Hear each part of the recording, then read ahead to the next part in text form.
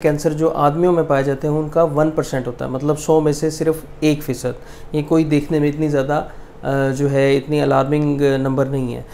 और दूसरे नंबर पे बहुत इंपॉर्टेंट बात ये है कि ये एक ऐसा कैंसर है जो बहुत ज़्यादा इजीली क्योरेबल होता है, मतलब इसके जो ट्रीटमेंट के सक्सेस रेट हैं, रिज़ल्ट हैं, वो बहुत अच्छे होते हैं। बात ये होती है कि कैंसर के साथ पेशेंट कब प्रेजेंट करता है। अमूमी तौर पर तकरीबन 5% लोग हमारे पास आकर हमें ये बताते हैं कि मरीज़ के खसिए के अंदर कोई गिल्टी या रसोली या कोई सोजिश फील हो रही है उन्हें। जब हम एग्ज़ामिन करते हैं तो हमें पता चलता है कि ये कोई एबनॉर्मल रसोली है या एबनॉर्मल एक जो है गिल्टी है, जिसको मज़ीद फिर डायग्नोसिस करना पड़ता है।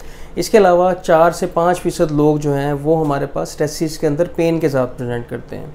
तो ऐसी कंडीशन में बताने का मकसद ये है कि एग्ज़ामिनेशन करना, उसको अच्छे तरीके से मुआयना करना बहुत ज़्यादा ज़रूरी है, और ये अच्छे तरीके से मुआयना सिर्फ़ एक यूरोलॉजिस्ट ही कर सकता है। इसके अलावा कुछ पेशेंट